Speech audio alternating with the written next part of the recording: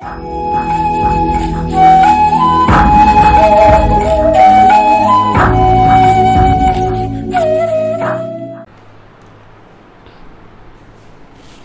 जी सभी को। आज मैं ले आई हूँ इलेक्ट्रोस्टैटिक्स का लेक्चर नंबर 7। पिछले लेक्चर्स के अंदर हमने चार्ज के introduction, difference between charge and mass, methods of charging, Coulomb's law की जो एप्लीकेशंस थी और चार्ज डिस्ट्रीब्यूशन डिस्कस की। रिंग की वजह से, डिस्क की वजह से, शीट की वजह से वी मेजर्ड इलेक्ट्रिक फील्ड्स। लेकिन हमने वहाँ पर एक चीज़ देखी कि जो वो इलेक्ट्रिक फील्ड की मेजरमेंट्स थी जो उनकी डेरिवेशंस थी, दोज वर क्वाइट लॉन्गर। तो मैंने उसी लेक्चर के अंदर कहा था कि इसको किस तरीके से मैनिपुलेट करना है वो हम अपने अगले लेक्चर्स के अंदर डिस्कस करेंगे। इससे भी अगले लेक्चर्स के अंदर हम वो मैनिपुलेशंस डिस्कस करेंगे जहाँ पर एक वरदान की तरह हमारे सामने एक लॉ, एक रूल, एक थ्योरम आ जाएगी और भर के जो हमें हेल्प करेगी to measure the electric field of different bodies. उससे पहले ही कूलम्स लॉ के ही कॉन्सेप्ट को यूज़ करके हमें बात करनी है इलेक्ट्रिक डायपोल की। You must know what is an electric dipole. देखो, इलेक्ट्रिक वर्ड का मतलब क्या है? इलेक्ट्रिसिटी के साथ जिसका लिंक हो, जो इलेक्ट्रिसिटी को प्रोड्यूस करे, जिसके साथ इलेक्ट्रिसिटी लिंक्ड हो। And dipoles, di means two, pole means ends, दो एंड्स। अब दो एंड्स तो जैसे मैंने यहाँ क्रिएट कर दिए, ये भी दो एंड्स हो गए, यहाँ पे ये भी दो एंड्स हो गए, this one end this one, these are also two ends. Then what is the special in this dipole? यहाँ पर खास क्या है? जो ये वर्ड है पोल, ये एक्चुअल में ओरिजिनेट हुआ है, आपने सुना होगा पोलैंड इज देयर। पोलैंड आपने एक जगह का नेम सुना है। सेकेंड वर्ल्ड वॉर के अंदर उसको सेपरेट कर दिया गया, एक डिफरेंट कंट्री बना दिया गया। उससे पहले वो यूरोपियन कंट्रीज़ के, अदर यूरोपियन कंट्रीज़ का ही पार्ट था। जर्मनी से जब इसको सेपरेट किया गया, at that time it was I can say hub of luxurious night life. लोग स्पेशली वहाँ पर जाते थे टू इन्जॉय, फॉर फन। जैसे विद इन इंडिया हम लोग कभी गोवा चले जाते हैं, कभी शिमला चले जाते हैं just for the sake of fun, और कभी Kashmir to see the natural beauty. तो एग्जैक्टली सेम वहाँ पर था कि उस नाइट लाइफ को इन्जॉय करने के लिए लोग वहाँ पर जाते थे, एंड दैट वाज सैग्रीगेटेड फ्रॉम। और सेकेंड वर्ल्ड वॉर के टाइम तो उसको बिल्कुल अलग से कर दिया गया। वहीं से पोलैंड से ही कि बिल्कुल सेपरेटेड है, सेग्रीगेटेड है, बिल्कुल साइड पे पड़ा हुआ है, बट इफेक्ट्स आर देयर। चीज़ें वहीं हो रही हैं, काम वहाँ पर हो रहा है, लाइफ वहाँ के लोग जी रहे हैं, ऐसा माना जाता था। तो वहाँ से पोल आना शुरू हो गया कि एक एंड है, उस एंड पे कुछ खास हो रहा है, something special is happening there. तो यहाँ पर वो खास क्या है कि वहाँ पर हमारे चार्जेस पड़े हुए हैं, वहाँ पर हमारी इलेक्ट्रिक फील्ड जो होगी दैट विल बी मैक्सिमाइज्ड। हम ये एक्सपेक्ट करते हैं कि जहाँ चार्जेस हैं वहाँ पर फील्ड की वैल्यू सबसे ज़्यादा होगी। तो dipole means pair of charges. अब प्रॉब्लम ये है कि पेयर ऑफ चार्जेस, जैसे मैंने ये माइनस क्यू लिया या प्लस क्यू लिया, दोनों का मैग्नीट्यूड क्यू है, लेकिन इनकी वैल्यूज एक पॉजिटिव में है और दूसरा नेगेटिव के अंदर है। तो minus Q plus Q, pair of equal and opposite charges separated by a distance, आपको ऐसा कहा जाता है। आपकी बुक्स में 2a या 2l इस तरीके से इसको डिनोट कर दिया जाता है डिस्टेंस को। If this point is o, this point is a and this point is b, इस तरीके से कुछ रिप्रेजेंट किया। नाउ माई क्वेश्चन इज कि plus Q and plus Q, क्या ये डायपोल नहीं है? Minus Q and minus Q, क्या ये डायपोल नहीं है?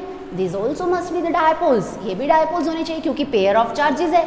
एक एंड पे इधर चार्ज है, एक एंड पे इधर चार्ज है, यहाँ पर भी फील्ड्स मैक्सिमाइज होंगी। So why do we consider negative and positive only? Actually इसके पीछे रीज़न क्या है कि जो रियलिटी में हमारे पास सिस्टम्स एग्जिस्ट करते हैं, आप लोगों ने केमिस्ट्री में पढ़ा होगा, there exist 2 types of molecules, polar molecules, non polar molecules. वो जो पोलर मॉलिक्यूल्स होते हैं उनके अंदर क्या होता है? सपोज आपके पास HCl है, आपको पता है क्लोरीन इज इलेक्ट्रोनेगेटिव, तो ये क्या करेगा, जो यहाँ पर बॉन्डेड पेयर है उसको अपनी तरफ शिफ्ट करके रख लेगा। उसकी वजह से इसके ऊपर पार्शियल नेगेटिव, इसके ऊपर पार्शियल पॉजिटिव, तो दोनों एक दूसरे के साथ एक मैं कहूँ कि कॉम्बिनेशन की तरह दोनों काम कर रहे हैं। एक पॉजिटिव इधर है, नेगेटिव इधर, दोनों एक दूसरे के साथ पड़े हुए हैं, एक सेपरेशन पे, एक डिस्टेंस पे पड़े हुए हैं। तो ये पॉजिटिव और नेगेटिव का एक पर्टिकुलर डिस्टेंस पे पड़े रहना, एक दूसरे के साथ रहना, विदाउट मैं कहूँ कि उनकी जो इंटरैक्शन है, जो अट्रैक्शन है, उनकी म्यूचुअल अट्रैक्शन है, उसको ओवरकम करते हुए भी दोनों का म्यूचुअली एक दूसरे के साथ एक डिस्टेंस पे रह जाना, इसी को हम electric dipole that is consider इसलिए करते हैं बिकॉज रियलिटी में ये सिस्टम्स एग्जिस्ट कर रहे हैं। पॉजिटिव पॉजिटिव, नेगेटिव नेगेटिव को हम क्रिएट करवा सकते हैं नेचुरल फॉर्म में, those are not existing. That is why हम इसी को सबसे पहले कंसीडर करेंगे। तो इलेक्ट्रिक डायपोल को आप डिफाइन यही करते हैं, the pair of equal and opposite charges separated by a finite distance. अब बात रहेगी कि अगर ऐसा है, रियलिटी में वाकई में हम देख रहे हैं कि मॉलिक्यूल्स इस टाइप के एग्जिस्ट कर रहे हैं, तो उनकी कितनी फील्ड होगी, कितनी इलेक्ट्रिक फील्ड उनके आसपास उनकी विसिनिटी के अंदर हम फील करेंगे, that we are going to calculate. तो अब देखिए कि उससे पहले मुझे इसकी स्ट्रेंथ पता होनी चाहिए। What is the strength of this electric dipole, कितना स्ट्रॉन्गर है, कितनी जल्दी मुझे अपनी तरफ खींचेगा या कितनी जोर से मुझे झटका मार के दूर फेंकेगा अपने आप से, ये हमें पता होना चाहिए। उसके लिए we need a mathematical parameter and that mathematical parameter is termed as dipole strength या डायपोल मूवमेंट। मूवमेंट वर्ड जहाँ पे आ जाता है फ्रॉम +1 ऑनवर्ड्स, आप लोगों को पता होगा कि डिस्टेंस के साथ मल्टीप्लिकेशन आ जाती है उस टर्म की। So dipole movement is denoted by P, generally इसको हम P से किसी भी आप लेटर के साथ डिनोट कर सकते हैं, आपकी श्रद्धा है ये। तो ये P किसके इक्वल हो जाएगा, magnitude of charge into distance between the charges. तो ये तो हो गया डायपोल मूवमेंट की स्ट्रेंथ कि जितना बड़ा चार्ज लेते जाएंगे उतनी फील्ड स्ट्रॉन्गर होती जाएगी, राइट। जितना आपको चार्ज मैग्नीट्यूड बढ़ाना है उतनी फील्ड स्ट्रॉन्गर होती जाएगी, और जितना ज़्यादा करेंगे, लेंथ जितनी बढ़ाएंगे उतनी दूर तक मार करेगी, फील्ड रीजन उसका बढ़ जाएगा, इनकी जो रेंज होगी दैट विल बी इंक्रीज। तो यानी कि जो स्ट्रेंथ है वो डिस्टेंस पे भी डिपेंड करती है, उनकी displacement, rather I should say the displacement between the charges and magnitude of charge. अब मैं डिस्प्लेसमेंट की बात कर रही हूँ, it is a vector quantity, तो dipole movement will also be vector quantity. अब अगर ये वेक्टर है, what will be its direction, अगला क्वेश्चन ये आना चाहिए दिमाग में, डेफिनेटली आना चाहिए। So its direction is from negative to positive. Dipole movement takes a direction always from negative charge to positive charge. Again my question is why, ऐसा क्यों है, नेगेटिव चार्ज से पॉजिटिव चार्ज की तरफ ही इसकी डायरेक्शन हम क्यों रिप्रेजेंट करते हैं। There is logic behind it. जैसे मैंने अभी आपको कहा कि पोलर मॉलिक्यूल्स, आप लोगों ने अपनी केमिस्ट्री की बुक्स में देखा होगा कि एक डायपोल छोटा सा ऐसे बना के, अंडे जैसा सा बनाकर एक साइड नेगेटिव और एक साइड पॉजिटिव हम इस तरीके से रिप्रेजेंट कर देते हैं, या एक साइड पॉजिटिव नेगेटिव कैसे भी आप रिप्रेजेंट कर दीजिए, सॉर्ट ऑफ ऐसे हम इसको रिप्रेजेंट करते हैं। अब मान लीजिए मैंने इसके ऊपर कोई भी फोर्स लगाई, कुछ भी किया, whenever I will apply electric field on this, हमें पता है कि जो इलेक्ट्रिक फील्ड है वो इस पॉजिटिव के ऊपर कितनी फोर्स लगाएगी, Q इंटू ई, क्योंकि हमें फॉर्मूला पता है ये क्या होता है, F अपॉन Q।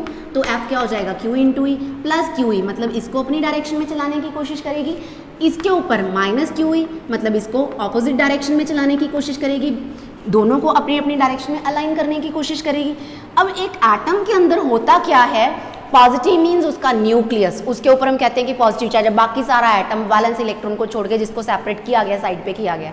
और नेगेटिव मीन्स एक बेचारा या दो बेचारे या तीन बेचारे इलेक्ट्रॉन्स जो एक साइड पर पड़े हुए हैं, बिल्कुल साइड पे। अब नाउ थिंग इज कि उस एटम के अंदर जैसे ही मैं फोर्स लगाऊंगी, जैसे ही मैं फील्ड लगाऊंगी, पहले कौन भागेगा, इट इज़ बट नेचुरल कि electron is the lighter particle, वो सबसे हल्का है, छोटा है, पहला इफेक्ट उसके ऊपर होगा। अब जैसे हमारे घरों में भी क्या होता है, कोई प्रॉब्लम आ जाती है, अभी जैसे कोरोना सीजन चल रहा है, तो कहते हैं कि जो बच्चे हैं या जो बुजुर्ग हैं उनको घरों से बाहर ना निकलने दिया जाए, because those are the weaker sections of our family. इसी तरीके से अगर मैं बात करूं मास वाइज, तो एटम के अंदर electron is the weaker section, जैसे ही आप फील्ड लगाएंगे सबसे पहले भाग के वही निकलेगा। कहते हैं ना कि जब जहाज डूबने लगता है तो चूहे सबसे पहले दौड़ के भागते हैं, इसी तरीके से जब एटम डूबने लगता है तो इलेक्ट्रॉन्स पहले छोड़ छोड़ के उसको भागते हैं। तो एग्जैक्टली सेम, मतलब जो फर्स्ट इफेक्ट है वो इलेक्ट्रॉन के ऊपर ऑब्जर्व किया जाता है, जो पहले मूवमेंट स्टार्ट होगी वो इलेक्ट्रॉन की स्टार्ट होगी। तो इलेक्ट्रॉन जिस डायरेक्शन में जाना शुरू करेगा उसी डायरेक्शन में भैया हम अपनी ऑब्जर्वेशन स्टार्ट कर देंगे। तो हमारे लिए इजी हो जाता है कि हमारा जो मैं कहूँ कि इन्फ्लुएंस स्टार्ट करते ही उसके ऊपर जो इफेक्ट है, जो इन्फ्लुएंस है वो दिखना शुरू हो जाए, कि हम अब एक्सटर्नली कुछ अप्लाई करें और हमें इफेक्ट दिखना शुरू हो जाए। न्यूक्लियस या बाकी बचा हुआ atom, it will take little time to move on. तो जो चीज़ हमें पहले चलनी दिखनी शुरू हो गई, हम उसी के अकॉर्डिंग अपना काम करना शुरू कर देंगे। दैट इज़ वाई इसकी जो डायरेक्शन है वो हम नेगेटिव से पॉजिटिव ही कंसीडर करते हैं, because motion of electron is from negative to positive. तो ये अब आप लोगों को कॉन्सेप्ट इसका समझ आ गया होगा कि डायपोल मूवमेंट क्या है। Coming on to its SI units. SI units क्या हो जाएंगे, इसका कूलम, इसका मीटर, तो कूलम मीटर, और सीजीएस क्या हो जाएंगे, स्टैट कूलम सेंटीमीटर। यहाँ से आप डायमेंशनल फॉर्मूला भी इसका लिख सकते हैं। You are mature enough. तो उसके बाद बात करनी है हमें आइडियल डायपोल की। आइडियल डायपोल क्या होगा? जो बहुत ज़्यादा स्ट्रॉन्गर होगा। बहुत ज़्यादा स्ट्रॉन्गर ये कब होगा? जब चार्जेस बहुत बड़े, हमें ये नहीं देखना कि रेंज बहुत दूर तक हो, हमें ये देखना कि फील्ड बहुत ज़्यादा हो, जितनी भी हो बहुत ज़्यादा हो। तो हम क्या करेंगे कि उनके बीच में डिस्टेंस कम हो लेकिन मैग्नीट्यूड ऑफ चार्जेस, बहुत बड़े बड़े चार्जेस हों, और बहुत बड़े बड़े चार्जेस को हम जितने कम डिस्टेंस तक एक दूसरे के नज़दीक बिना उनकी जो म्यूचुअल अट्रैक्शन है उसको ओवरकम किए, बिना अट्रैक्शन के हम उनको एक दूसरे के पास रख पाएँ, that will be the term ideal dipole. In the ideal dipole will be a system of equal and opposite charges in which magnitude of charges is very high and distance between them is small. कि छोटे distance पे बड़े charges को हमने क्या किया, एक दूसरे के नज़दीक रखने में हम कामयाब हो गए. That is ideal dipole. अब physical significance की अगर मैं बात करूँ, what is the physical significance of dipole moment? अभी मैंने start ही यहाँ से किया था कि जो हमारे real systems हैं, जो रियल सिस्टम्स हैं उन सिस्टम्स के अंदर क्या होता है? पोलर मॉलिक्यूल्स होते हैं, नॉन पोलर मॉलिक्यूल्स होते हैं. अब जो भैया पोलर होगा उसके अंदर पॉजिटिव अलग, नेगेटिव अलग, नॉन पोलर के अंदर अलग अलग नहीं होंगे. मींस पॉजिटिव नेगेटिव में सेपरेशन है, फाइनाइट डिस्टेंस एल की वैल्यू है, इसका मतलब पी फाइनाइट आ जाएगा, और नॉन पोलर के अंदर पी फाइनाइट नहीं आएगा. तो अगर किसी मॉलिक्यूल का पी फाइनाइट है, पी मैंने कैलकुलेट किया, डायपोल मोमेंट फाइनाइट आ गया, so I will say this molecule is polar. Zero आ गया तो मैं कहूँगी नॉन पोलर.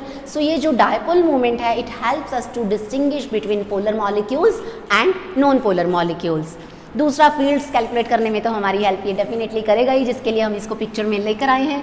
सो अब हमें पता करनी है इसकी वजह से इलेक्ट्रिक फील्ड की, इसके आसपास कितनी इलेक्ट्रिक फील्ड होगी, कितनी स्ट्रॉन्गर फील्ड ये लगा पाएगा. सो इलेक्ट्रिक फील्ड इंटेंसिटी और electric field due to a dipole. अब इसके आसपास आपको फील्ड देखनी कहाँ है, ये बहुत ज़्यादा इम्पॉर्टेंट है. इसके अंदर मैं फर्स्ट जो बात करूँगी that I will be talking about axial line. मैं इसकी बात करूँगी, axial line along the axis, बिल्कुल एक्सिस के अलोंग हम इसकी बात करेंगे. इसको एक्सियल लाइन भी कहा जाता है, इसको एंड्स ऑन पोजीशन भी कहा जाता है, एंड इसको ब्रॉड साइड ऑफ पोजीशन ये भी कहा जाता है. It is also called broad side of position. तो पहले आप इस कॉन्सेप्ट को समझिए कि ये चीज़ क्या है. सपोज मेरे पास ये डायपोल है, on this side there is negative charge, on this side there is positive charge. यहाँ पर नेगेटिव पॉजिटिव चार्जेस हैं, तो देखिए ये एंड्स हैं इसके. आप इधर से आएंगे आपके ऊपर फोर्स लगेगी, आप इधर से आएंगे आपके ऊपर फोर्स लगेगी, अगर आप एक चार्ज हैं तो ये जो फोर्स है एंड्स पे ज़्यादा होगी. तो इधर से मतलब आप इधर से आ रहे हैं, इधर से आ रहे हैं, इनका इफेक्ट आपके ऊपर बहुत ज़्यादा होगा. That is why we are saying ends on position, मतलब एंड से ये ऑन है. और ये वाली जो साइड है this is termed as broad side. ये एंड हो गए, ये हो गई broad side.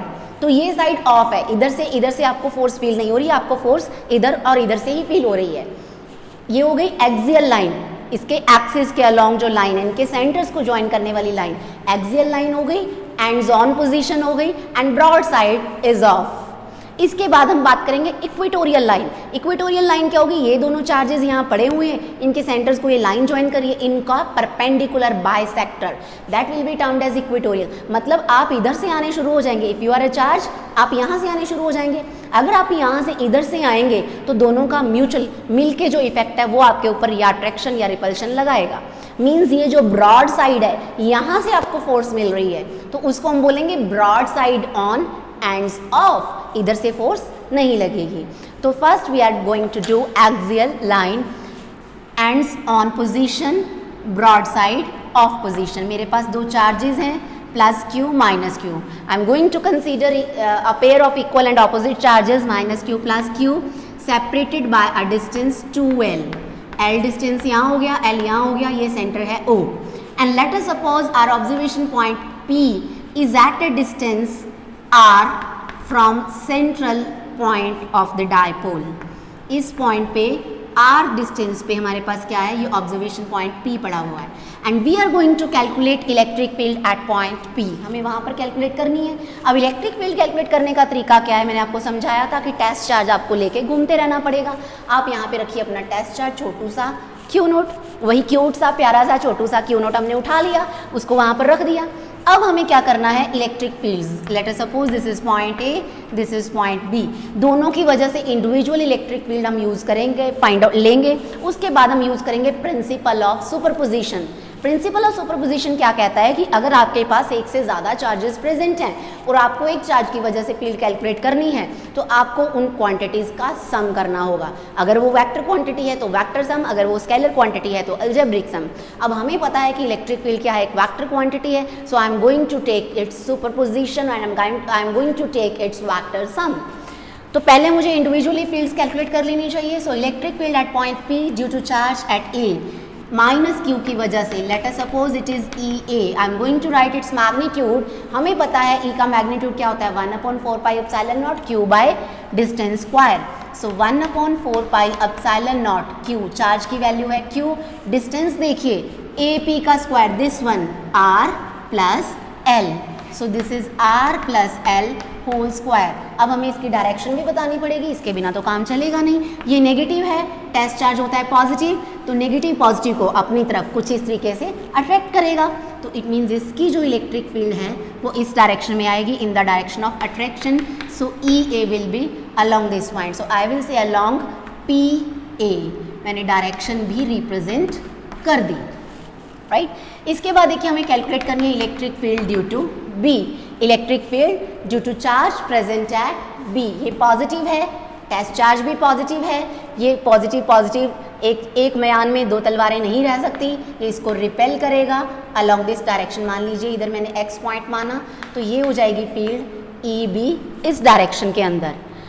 Value 1/4 pi epsilon naught Q upon, now this distance, हमें डिस्टेंस चाहिए B P, this will be R minus L, तो R minus L whole square and it will be along P X. ये हो गई इसकी direction.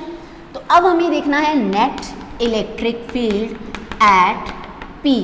अब देखिए दो फील्ड्स एक पॉइंट पे काम कर रही हैं, एक फील्ड इस डायरेक्शन में, एक फील्ड इस डायरेक्शन में। ओहो हो, ये तो लड़ाई शुरू हो गई दोनों में, ये इधर खींच रहा है, ये इधर धक्का मार रहा है, इधर खींच रहा है, धक्का मार रहा है। एक फोर्स इस डायरेक्शन में, एक फोर्स इस डायरेक्शन में, नेचुरली दोनों में से एक ही जीतेगा, winner will be the one. अब जीतेगा कौन, जो नज़दीक है उसका इफेक्ट नेचुरली ज़्यादा होगा, बिकॉज हमें पता है electric field is inversely proportional to square of distance. तो बी नज़दीक है, ए दूर है, नेचुरली इसकी फोर्स बेचारे की कम फील करेगा, वो इसकी ज़्यादा फील करेगा। और जो बी है ये उस डायरेक्शन में इसको धक्का मार रहा है, इसका मतलब this B will dominate. So net field will be E net will be E B minus E A, और डायरेक्शन क्या हो जाएगी, वही वाली अलॉन्ग पी एक्स। अब हमें इनकी वैल्यूज पुट करवा देनी है। ई नेट, चाहे आप इसको ई एक्सियल लिख लीजिए, so it will be equal to E B 1/4 pi epsilon naught Q upon r minus L whole square minus 1/4 pi epsilon naught Q upon r plus l whole square. Direction हमें पता है along P X, ये हो गया। अब देखिए इसके बाद इसको सॉल्व कीजिए, q upon 4 pi epsilon naught, take it out and अंदर ब्रैकेट के में आपके पास क्या बच गया, 1/r minus L square, 1/r plus L square. छोटा सा प्यारा सा मैथमेटिक्स है, यू कैन डू दिस। तो ये किसके इक्वल हो जाएगा, अब this will be E axial ही लिख लेती हूँ मैं, चाहे ई नेट एक्सियल कर लीजिए, कुछ बातों में आपकी मर्जी भी रहनी चाहिए। So Q upon 4 pi epsilon naught, इसको सॉल्व कीजिए, LCM will be R minus L square, R plus L square, तो ये हो जाएगा R plus L square minus R minus L square along P X, ये हो गया। अब हमें करना है इसको solve and we will reach to our final solution. So it will be Q upon 4 pi epsilon naught, अब इसको खोलिए, r square plus L square plus 2rl minus r square minus L square, minus 2rl बनना था, minus यहाँ पर है, लड़ भिड़ के दोनों बन जाएंगे प्लस 2rl। आर देखिए a minus B square into A plus B square, it will be A square minus B square whole square. तो R square minus L square whole square, इन्होंने लड़ भिड़ के एक दूसरे को काट पीट दिया, ख़त्म कर दिया, लहू लुहान कर दिया। So Q upon 4 pi epsilon naught into 4 R L R square minus L square whole square. अब देखिए 1 upon 4 pi epsilon naught 2 Q L into 2 R divided by R square minus L square square. ये क्या किया 2ql, this is what dipole moment. तो हमारा formula आ गया E net axial is equal to, it will be equal to 1 upon 4 pi epsilon naught 2pr divided by r square minus L square whole square. So this is electric field due to axial line. अब अगर यहाँ पर एक special case लें, हम ये कहें कि हमारा डायपोल आइडियल है, या मैं कहूँ कि ये जो डिस्टेंस p है बहुत दूर है और डायपोल बेचारा यहाँ पड़ा है छोटा सा, डिस्टेंस बहुत दूर है। मीन्स स्पेशल केसेस के अंदर, in special case if you consider this r is very very larger than l, मतलब l r के कंपैरिजन में बहुत लार्ज है, तो हम फिजिक्स की अप्रॉक्सीमेशन थ्योरी यूज़ करेंगे कि जो चीज़ हमें तंग कर रही है उसको छोड़ दिया जाए। यहाँ पर अलॉन्ग px भी आपको लिखना पड़ेगा। सो E net axial for ideal dipole it will become 1 upon 4 pi epsilon naught 2pr divided by l neglect कर दिया हमने, r स्क्वायर का स्क्वायर यानी r पावर 4। एक r महाशय ऊपर भी बैठे हुए हैं, ये इनसे लड़ने की कोशिश करेंगे और मर जाएंगे, तो 2pr cube. This is electric field due to axial line. इसके बाद जो अगला हमें करना है that is electric field due to equatorial line. Equatorial line जैसे मैंने अभी थोड़ी देर पहले ही आपको समझाया कि ये क्या हो जाएगा, it will be equatorial line. Second जो हम पार्ट करने लगे हैं इसका that is equatorial line ends of position. अब एंड्स ऑफ हो गए हैं and broad side on position, broad side हो गई है। तो इक्वेटोरियल लाइन जो है उसके लिए हमें इलेक्ट्रिक फील्ड फाइंड आउट करनी है। फिर से हम क्या कंसीडर करेंगे, वही consider a pair of equal and opposite charges. -q plus q charges are placed at locations A and B. Their central point is O. They are separated by a distance 2l. ये भी l हो जाएगा, ये भी l हो जाएगा। And let us suppose at a distance r from the central point our observation point P is lying।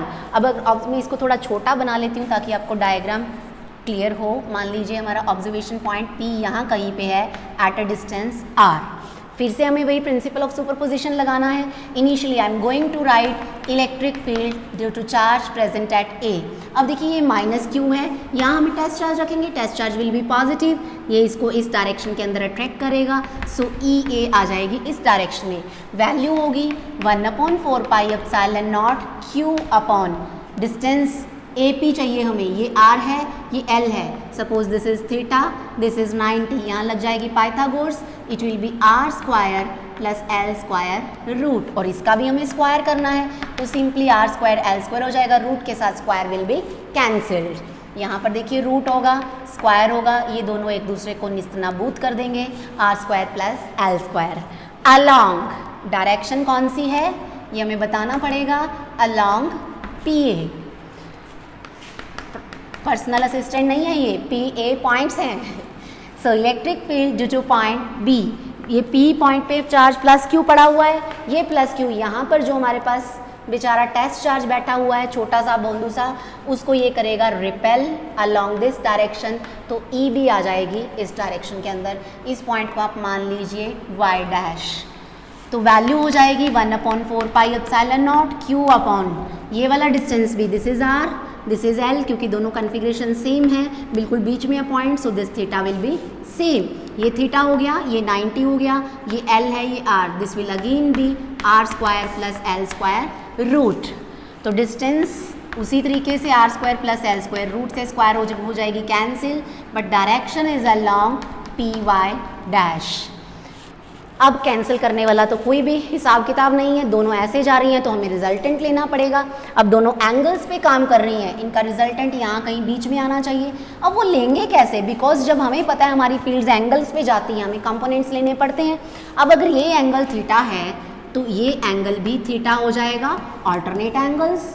अब ये जो ई बी ए इस डायरेक्शन के अंदर है, इसका अगर मैं इधर कंपोनेंट लूँ, it will be E A cos theta, theta के साथ। एंड इस डायरेक्शन के अंदर परपेंडिकुलर यहाँ पर इधर एरो लगाकर मैं लिख देती हूँ ई ए साइन थीटा। एग्जैक्टली सेम इस ई बी के साथ होगा। अगर ये एंगल थीटा है तो ये एंगल भी थीटा हो जाएगा, करस्पॉन्डिंग एंगल्स। इसका भी इस साइड कंपोनेंट क्या आएगा, ई बी कॉस थीटा, और इस डायरेक्शन में परपेंडिकुलर में ई बी साइन थीटा। अब आप मैग्नीट्यूड्स देखिए, 1/4 pi epsilon naught, 1/4 pi epsilon naught, क्यों है r square plus L square, मतलब मैग्नीट्यूड सेम है, एंगल्स भी सेम है। इसका मतलब ये बेचारे लड़ भिड़ के एक दूसरे को मार देंगे, नाबूद कर देंगे, खत्म कर देंगे। तो एडिशन किसकी होगी, इन दोनों की।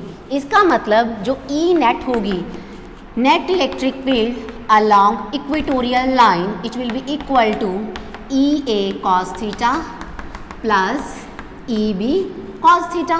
ये हो गया हमारे पास। वैल्यूज पुट करवाइए दोनों की, क्योंकि दोनों की वैल्यू सेम है। I can write 2EA cos theta, और I can write 1/4 pi epsilon naught 2Q upon are square plus L square cos theta. Direction this one, ये वाली, अलॉन्ग नेगेटिव एक्स एक्सिस। जो डायग्राम हमने बनाई है उसके according कहाँ आ रही है, अलॉन्ग नेगेटिव एक्स एक्सिस। मतलब जो हमारा डायपोल मूवमेंट इधर जा रहा है, ये जो फील्ड है नेट फील्ड इधर आ रही है। मतलब जो हमारी नेट फील्ड है that is making 180 degree angle with our dipole movement. तो ये देखिए अब किसके इक्वल, कॉस थीटा आप पुट करवा दीजिए। इस ट्राइंगल के अंदर कॉस थीटा होता क्या है, base upon hypotenuse. So base है L, हाइपोटेन्यूज है root r square plus L square. तो यहाँ पर ही मैं इसको इरेज करके लिख दे रही हूँ, it will be L upon root r square plus L square. So it will be 1/4 pi epsilon naught, ओरी बाबा ये फिर से 2QL बन गया। It will be P, dipole movement P। देखिए r square plus L square power 1, r square plus L square power 1/2। हमें पता है जब बेस सेम होता है तो पावर्स ऐड हो जाती हैं। So R square plus L square 1 + 1/2 will become 3/2 and direction is along negative x-axis. This is nothing but net electric field along equatorial line due to a dipole. इतनी सी कहानी थी, इतनी सी जिंदगानी नहीं थी, जिंदगानी आगे बहुत पड़ी है। तो अभी देखिए, अगर मुझे इसका भी स्पेशल केस लेना है, I am going to calculate electric field at equatorial line due to ideal dipole. मतलब मेरा पार्टिकल बहुत दूर पड़ा हुआ है, आर बहुत दूर है। स्पेशल केस के अंदर आप लिखेंगे under the category of special case you will write r is very very larger than l. तो आपको क्या करना है, एल को नेग्लेक्ट कर देना है।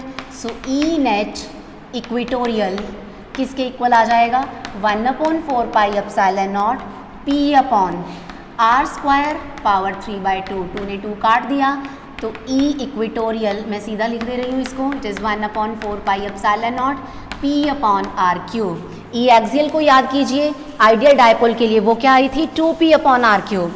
यानी कि अगर आप इक्वेटोरियल लाइन की इलेक्ट्रिक फील्ड को 2 से मल्टीप्लाई करें तो आपको एक्सियल लाइन की फील्ड मिल जाती है। मीन्स क्या है कि एंड्स पे अगर आप इधर से आएंगे तो झटका बहुत जोर का लगेगा, जोर का झटका जोर से ही लगेगा, और अगर आप इधर से आएंगे तो वो जोर का झटका धीरे से लगेगा। यहाँ से फील्ड कम फील होगी, यहाँ से फील्ड ज़्यादा फील होगी। अब अगर मैं कहूँ कि भैया ना तो मुझे एक्सियल लाइन से आना है, मैं दिमाग ज़्यादा लगा लूँ अपना, ना मुझे इक्वेटोरियल लाइन पे आना है, मुझे तो जनरल किसी भी पोजीशन पे आना है, तो third one is at any general position, at any general position। मैंने थोड़ी ज़्यादा स्मार्टनेस दिखाने की कोशिश करी, लेकिन फिज़िक्स मुझसे भी ज़्यादा स्मार्ट है। सो -q + q मुझे पता है मेरे डायपोल के चार्जेस हैं, consider dipole containing charges -q + q such that distance between them is 2l। ये सेंट्रल पॉइंट हो गया। अब मान लीजिए हमें पता है हमारा डायपोल मूवमेंट -q से लेके +q तक इस डायरेक्शन में जाएगा। My observation point P is line somewhat here making an angle theta with horizontal. या मैं कहूँ कि डायपोल मूवमेंट के साथ इसका जो एंगल बन रहा है थीटा वो इस डायरेक्शन में। अब हम क्या करेंगे, we will be resolving this dipole movement into two components. तो इस डायरेक्शन में इसका क्या कंपोनेंट आ जाएगा, p cos थीटा। इस डायरेक्शन में कौन सा कंपोनेंट आ जाएगा, p sin थीटा। ये हमारे पास आ गया। अब p cos थीटा और p sin थीटा मिलके p देते हैं हमें, इसका मतलब ये इसके कंपोनेंट्स है, इसके इक्वल काम कर रहे हैं। अब मैं ये मान सकती हूँ कि इस डायपोल के मैंने दो टुकड़े कर दिए, दो कंपोनेंट डायपोल्स बना लिए। एक यहाँ पर आ गया जिसका dipole movement p cos theta है, एक यहाँ पर आ गया जिसका dipole movement p sin theta है। अब इन दोनों की वजह से हम फील्ड देखेंगे, उसको ऐड कर देंगे। अब ये देखिए p cos थीटा, इसी यहाँ पर जो डायपोल है p cos थीटा उसी की लाइन पे आ रहा है। It means this point P is lying on the axial line of P cos theta. और एक्सियल लाइन की फील्ड अभी हमने देखी थी कि माइनस क्यू यहाँ है, प्लस क्यू है, नेट फील्ड अपोजिट इस डायरेक्शन में आ रही थी, अवे फ्रॉम माइनस क्यू। तो ये इस डायरेक्शन में जा रहा है, हमारी नेट फील्ड इधर आ जाएगी इसकी वजह से, P cos थीटा की वजह से। इसे आप E1 मान लीजिए, right its magnitude E1। Axial line है, एक्सियल लाइन का फॉर्मूला क्या होता है, 1/4 pi epsilon naught 2p/r³ means two इस ये डिस्टेंस हमारा फिर से आर रहेगा। आइडियल डायपोल के लिए हम बात कर रहे हैं, सो p की जगह हमारे पास क्या है, p cos थीटा, तो it will B 2p cos theta upon r³। Direction बतानी पड़ेगी अलोंग, इसको आप पॉइंट को इधर x कह दीजिए, सपोज px। फिर आपको लिखनी है E2 हो जाएगी इसकी वजह से। अब ध्यान दीजिए, एक डायपोल यहाँ पड़ा हुआ है, ये पॉइंट यहाँ है, डायपोल यहाँ, पॉइंट यहाँ, डायपोल यहाँ, पॉइंट यहाँ, मीन्स ये इक्वेटोरियल लाइन पर आ गया। So point P is lying on equatorial line of P sin theta. अब इक्वेटोरियल वाली मैंने अभी 2 मिनट पहले बताया था कि अगर डायपोल मूवमेंट इधर जा रहा है, net electric field is making angle 180 degree with that dipole movement, मतलब हमारा डायपोल मूवमेंट इधर है, तो इसकी जो नेट इलेक्ट्रिक फील्ड होगी वो इस डायरेक्शन में हो जाएगी E2। इसकी वैल्यू क्या हो जाएगी, 1/4 पाई एप्सिलॉन नॉट p/r³ था आइडियल डायपोल के लिए। p की जगह हमारे पास क्या आ जाएगा, p sin theta upon r³। Direction along, इसको आप x डैश कह दीजिए, अलोंग px डैश। अब इन दोनों का हमें लेना है रिजल्टेंट। हमें पता है axial line, equatorial line perpendicular to each other होती हैं, तो रिजल्टेंट बिल्कुल यहाँ कहीं मिड में चला जाएगा इनके बीच में। सो E रिजल्टेंट होना क्या चाहिए, E1 square plus E2 square plus 2E1 E2 cos theta. Resultant का फॉर्मूला हमें पता है, थीटा इज 90 डिग्री, cos 90 0, तो ये टर्म हो जाएगी ख़त्म। So this will be our resultant field या नेट फील्ड। तो E1 E2 की वैल्यूज पुट करवा दीजिए, 1/4 pi epsilon naught 2p cos theta upon r³, इसका square, plus 1/4 pi epsilon naught p sin theta upon r³ and इसका square और इसकी root. 1/4 pi epsilon naught का स्क्वायर है, p का स्क्वायर है, r³ का स्क्वायर है, कॉमन लेके रूट से बाहर ले आऊँगी मैं, तो ये बन जाएंगे 1/4 pi epsilon naught p upon r³। ये तो बेचारा बच के बाहर आ गया। अब अंदर यहाँ पर देखिए हमारे पास क्या बचा, 4 cos square theta plus sine square theta root. This is electric field. इसको मैं थोड़ा सा और सिंप्लीफाई करने की कोशिश करूँ। I have an idea mobile, idea networking company नहीं है। 1/4 pi epsilon naught p upon r³। 4 cos square theta को मैंने लिखा 3 cos square theta plus cos square theta plus sine square theta. अब मैं कहूँ आप में से कोई विरला ही होगा जिसको ये नहीं पता होगा कि cos square theta plus sine square theta is always equal to 1। तो मैंने इसको 1 पुट कर लिया, मेरे पास नेट इलेक्ट्रिक फील्ड क्या आ गई, I am getting E is equal to 1/4 pi epsilon naught p upon r³। तो ये देखिए क्या बन गया, 3 cos square theta plus 1 root. Direction इसको मान लीजिए कहाँ पर जा रही है, सपोज आपने इसको x डबल डैश कह दिया, तो अलोंग px डबल डैश हो गई direction. So this is electric field at any general position. अब अगर मैं स्पेशल केसेस की बात करूं कि मैं ये पता करना चाहूं कि मैंने जो काम कर दिया ना, जो मैंने यहाँ पर कहूँ कि एक एक्शन कर दिया वो ठीक है या नहीं है, ये भी पता चल जाएगा। Number 1 axial line. Axial line का मतलब है पॉइंट P बिल्कुल एक्सिस पे आ जाना चाहिए यहाँ से, इधर बिल्कुल इस जगह पर इस पॉइंट को आ जाना चाहिए। इसका मतलब ये थीटा यहाँ से घटता घटता क्या हो जाएगा 0। सो एक्सियल लाइन के लिए theta is equal to 0, cos 0 होता है 1, 3 + 1 4, √4 इज 2। तो ई एक्सियल क्या आ जाएगी, इसके अंदर आप थीटा 0 पुट करवाइए, यू विल गेट 2p/r³। ठीक ठाक जा रहे हैं हम, आई एम सेटिस्फाइड।